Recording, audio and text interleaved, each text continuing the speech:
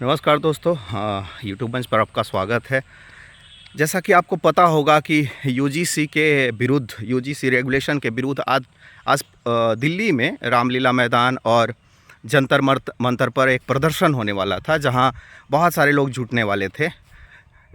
कल से ही या परसों से तैयारी शुरू थी और इसके बाद पुलिस ने डिटेन किया है, बहुत सारे लोगों को हाउस अरेस्ट किया है। अजीत भारती हैं जो पत्रकार हैं, इसके बाद में अलंकार अग्निहोत्री हैं जो पहले सिटी मजिस्ट्रेट थे बरेली, इस्तीफ़ा दे दिया यूजीसी के मैटर पर ही जिन्होंने। इसके बाद में सर्वेश पांडे हैं। इसके बाद में बहुत सारे और भी लोग हैं जिन्होंने जो है अपनी गिरफ्तारी दी है। गिरफ्तारी दी क्या है, उनको गिरफ्तार कर लिया गया है। राज शेखावत भी हैं और कई लोग हैं। तो कुल मिला के मामला ये है कि जो स्वर्ण समाज बीजेपी के लिए लगातार खड़ी रही बुरे से बुरे दुर्दिन में, और इनको जो है वोट करती रही, इनके लोगों को जिताती रही, उसी के विरुद्ध ये जो है अपना षड्यंत्र कर रहे हैं। और जो सबको साथ सबका विकास, सबका साथ सबका विकास लेकर चलने की बात करते थे, वो आज यूजीसी के मुद्दे पर घिर गए हैं। और घिरे ऐसे हैं कि अब इनको सूझ नहीं रहा है कि क्या किया जाए। अब स्वर्ण समाज इनका कोर वोटर है और कोर वोटर को इन्होंने निराश किया है। और निराश थोड़ा बहुत नहीं किया है, निराश इतना किया है कि लोग दिल्ली तक जाने की बात कर रहे हैं। हालांकि सुप्रीम कोर्ट ने इस पर स्टे लगाया हुआ है अभी यूजीसी रेगुलेशन को लेके, और सुप्रीम कोर्ट का स्पष्ट मानना है कि जिस तरीके से हम लोग जातिगत मूलक समाज यानी जातिगत भेदभाव से जो है हटाने के तरफ बढ़े हैं समाज को, उसके तरफ पुनः हम वापस नहीं जा सकते हैं। यानी सुप्रीम कोर्ट का ये कहना है कि जो यूजीसी रेगुलेशन है वो कहीं ना कहीं भेदभावकारी है एक वर्ग के लिए। और वो वर्ग कौन है सबको पता है, वो वर्ग है सामान्य वर्ग, वो वर्ग है सवर्णों का वर्ग। तो अब हुआ ये कि अभी कुछ दिन पहले माइनॉरिटी अफेयर्स जो है मिनिस्ट्री भारत सरकार की, उसने इस साल के लिए 3400 करोड़ रुपए टोटल उनका बजट है जो माइनॉरिटी के डेवलपमेंट के लिए जाएगा। ठीक है, माइनॉरिटी का डेवलपमेंट होना भी चाहिए, एक इशू होना चाहिए। पहले कांग्रेस की, अब भाजपा कर रही है। लेकिन मैं इसका क्यों बात कर रहा हूँ इसको लेकर, दरअसल पीडब्ल्यू जो फिजिक्स वाला है उसके साथ में कुछ दिन पहले जो है एजुकेशन मिनिस्ट्री, पहले जो एचआरडी मिनिस्ट्री थी, उसने जो है एक दोनों के बीच में एक एमओयू साइन हुआ। वो एमओयू में ये है कि हम 1000 जो है लड़कों को, छात्र छात्राओं को बोलिए तो हम उनको फ्री एजुकेशन देंगे उस स्कॉलरशिप के तहत। ठीक है, स्कॉलरशिप दीजिए आप।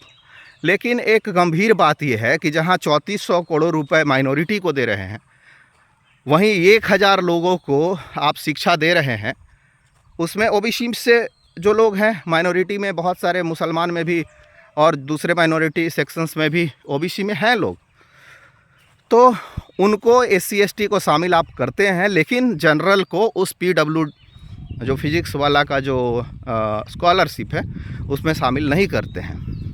जो यूआर कैटेगरी है भारत में, वो NSSO के डेटा के अनुसार 30.5% है, यानी कि 30.5%। और 30.5% अगर किसी की भी आबादी होगी तो जाहिर सी बात है कि पूरी आबादी तो ऐसी नहीं है कि सब धनी है, सब काफ़ी सक्षम है, नहीं है भाई। तो आप उस जो है 30% आबादी के लिए क्या कर रहे हैं, आप उस 30% आबादी को बाहर क्यों रख रहे हैं? बाहर पीडब्ल्यू जैसे स्कॉलरशिप में भी उनको बाहर कर दिया जा रहा है। मंचों से यह कहा जा रहा है और एक्स पे कम्युनिटी नोट्स आ रहा है। कम्युनिटी नोट्स तब आता है एक्स पे जब आप झूठ बोल रहे होते हैं या जब संविधान की आप अवहेलना कर रहे होते हैं। तो ये जब बोलते हैं कि पिछड़े, दलित, अल्पसंख्यकों और आदिवासियों के लिए, तो वहाँ पर कम्युनिटी गाइडलाइन आ जाता है कि ये आर्टिकल 14 और 15 का वायलेशन है। आर्टिकल 14 समानता की बात करती है, आर्टिकल 15 जो है भेदभाव रहित समाज की बात करती है, जाति, लिंग वगैरह के आधार पे। धर्म के आधार पे, माने किसी भी तरीके का भेदभाव नहीं होना चाहिए।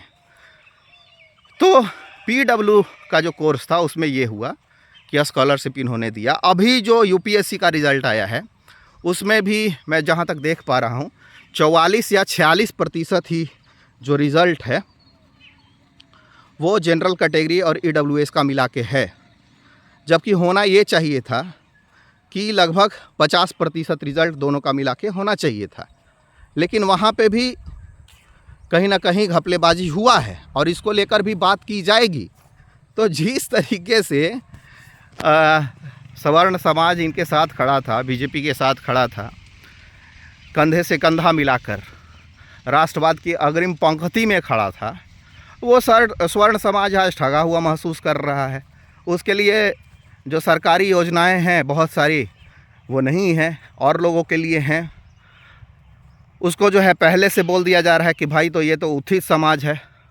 तो फिर भाई उत्थित था, यदि उसको कोई दिक्कत क्यों नहीं था तो आप क्यों देते हैं उसको ये जो 10% EWS का आरक्षण है। अब दूसरा बात मैं एक और करता हूँ, SC/ST एट्रोसिटी प्रिवेंशन एक्ट 1989 में जो संशोधन हुआ, SC/ST एक्ट जिसको मूल रूप से बोलते हैं आम लोग, SC/ST एक्ट में मुझे पता चला कि 5 केसेज दर्ज हुए हैं औरंगाबाद में, जो मेरा ज़िला है।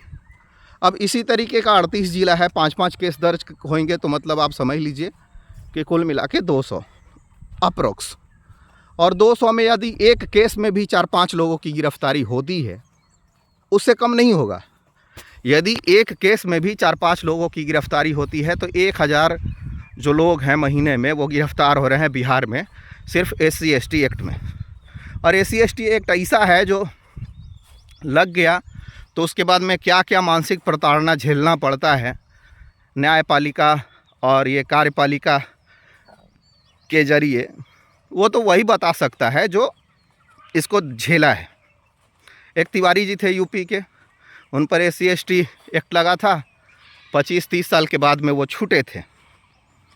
तो इस तरीके का केसेस दर्ज किया जा रहा है, जिसमें जो न्यायपालिका है उसने बोला था कि भाई इसमें संशोधन होना चाहिए, इसमें एक सुधार का रास्ता अख्तियार करना चाहिए, अपनाया जाना चाहिए। जिसको मोदी जी जो हैं उन्होंने पुनः संशोधन तो नहीं किया, या जो सुप्रीम कोर्ट का गाइडलाइन था संशोधन को लेके या सुधार को लेके, वो तो उसको तो उन्होंने लागू नहीं किया, बल्कि एक स्पेशल जो पहले से जो SC/ST prevention atrocity prevention act था उससे भी ज़्यादा कह सकते हैं कि ज़्यादा कठोर नियम कानून को इन्होंने लागू किया। तो अब जो सवर्ण समाज है, जो इनका मूल वोटर है, अब ये जो भेदभाव हो रहा है इनकी सरकार के द्वारा, मोदी सरकार के द्वारा, तो अब पुनः विचार कर रहा है कि भाई हम लोगों को क्या करना चाहिए। क्या हम लोगों को आगे आने वाले विधानसभा चुनावों में इनको वोट करना चाहिए, या फिर पुनर्विचार करना चाहिए, मंथन करना चाहिए, लोगों को एक साथ आकर बैठना चाहिए, ताकि जो इनके द्वारा भेदभावपूर्ण नीति अपनाया जा रहा है उसको जो है उससे बचाव किया जा सके। अब दूसरी तरफ आप देखिए, एक और मैं बात बताता हूँ जहाँ पे सीधे तो नहीं, प्रत्यक्ष नहीं, लेकिन अप्रत्यक्ष रूप से भेदभाव हुआ है सामान्य वर्ग के लड़कों के साथ में। ये भेदभाव है सेना से जुड़ा हुआ। देखिए, अर्धसैनिक बल में रिजर्वेशन है लेकिन सेना में रिजर्वेशन नहीं था। तो ठीक ठाक अनुपातिक समानुपातिक रूप से सामान्य वर्ग का बच्चा जाता था। मेरा भी एक भाई है, एयरफोर्स में है, तो सामान्य वर्ग का बच्चा जाता था। अब उसको इन्होंने 4 वर्ष का कर दिया अग्निवीर योजना लाके। ठीक है, आपने 4 वर्ष का कर दिया, ठीक है। उसके बाद इन्होंने किया कि उसमें 1/4 लगभग लोगों को मतलब अस्थायी रूप से रखा जाएगा। ठीक है, मतलब आप जो बोल रहे हैं सब ठीक है और आपको वोट देते रहना चाहिए सामान्य वर्ग के लोगों को, जो सवर्ण जातियों में जो आते हैं लोग उनको, और आंख मूंद के आपके जो ये सबका साथ सबका विकास, हालांकि ये ढोंग है ना, इनके द्वारा किया गया बहुत बड़ा ढोंग है। ये विवादास्पद बयान है। इनके अमित शाह और नरेंद्र मोदी के और बहुत सारे ट्विटर हैंडल्स पे कम्युनिटी गाइडलाइन आ रहे हैं एक्स के, जो ये बताते हैं कि आप संविधान की न सिर्फ अवहेलना कर रहे हैं बल्कि झूठ भी परोस रहे हैं। सबका साथ सबका विकास गया तेल लेने। अब आता हूँ मैं, इनका एक बड़बोला आदमी है, एमपी है, निशिकांत दुबे।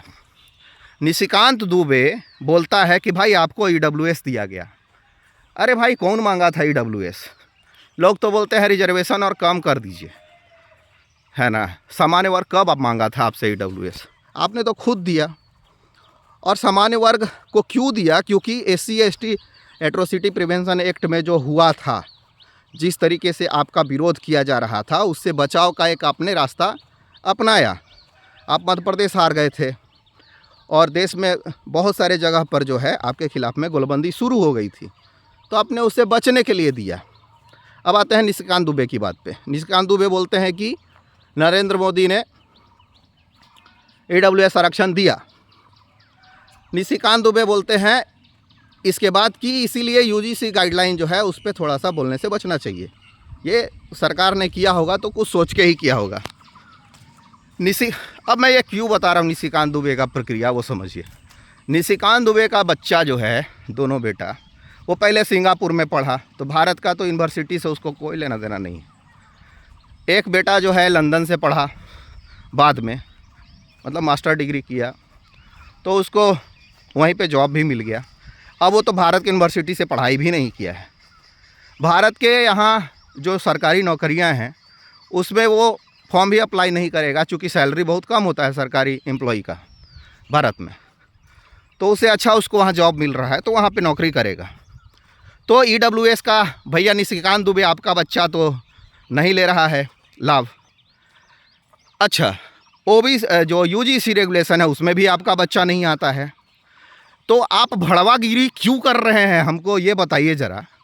ये जो भड़वागिरी है, ये करने से आपको मंत्री का पद मिल जाएगा? हाँ, वो तो अभी तक मिला नहीं, हो सकता है कि फ्यूचर में ये भड़वागिरी के बाद आपको मिल जाए। मतलब मिलता है भाई लोगों को। बीजेपी के अंदर में जो सरकार के बचाव में खड़े होते हैं उनको बीजेपी बहुत कुछ देती है। लेकिन ये जो निशिकांत दुबे है, इसके ऊपर में कई तरह के चारित्रिक आरोप भी हैं। मैं उसमें नहीं जाऊंगा। इसका शादी विवाह को लेके उसका निजी मत है, निजी फैसला है। संविधान भी भाई आर्टिकल 21 के तहत उसको छूट देता है कि आपको जैसे शादी विवाह करना हो कीजिए। तो खैर उस पर हम नहीं जाएंगे, आपको हिंट कर रहे हैं सिर्फ।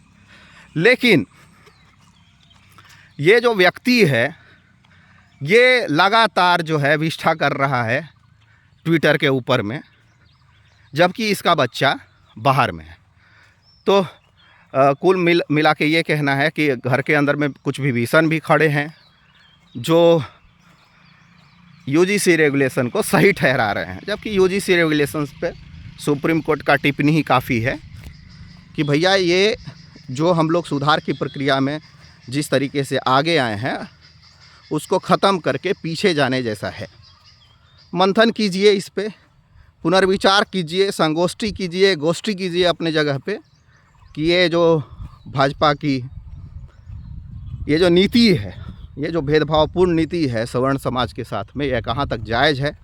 और आज जिस तरीके से लोगों को गिरफ्तार किया गया है बड़े पैमाने पे, मतलब मैं अभी थोड़ा सा रिसर्च कर रहा था, अभी एक लंबा वीडियो भी बनाऊंगा, तो उसमें ये पता चला कि कम से कम मैंने देखा तो 40-50 बड़े लोगों को जो कोई ना कोई संस्थान से जुड़े हुए हैं या अपनी जिनकी ऑर्गेनाइजेशन है, संगठन है, उन लोगों को हाउस अरेस्ट करके रखा गया है कई जगहों पे। उसमें पत्रकार अजीत भारती का भी नाम है। तो मंथन कीजिए, मनन कीजिए, सोचिए, लिखिए, फेसबुक पे संगोष्ठी कीजिए। और ये वीडियो कैसा लगा नीचे कमेंट बॉक्स में ज़रूर लिखिए। ग्रुप्स में, व्हाट्सएप ग्रुप में शेयर ज़रूर कीजिए। बहुत बहुत धन्यवाद।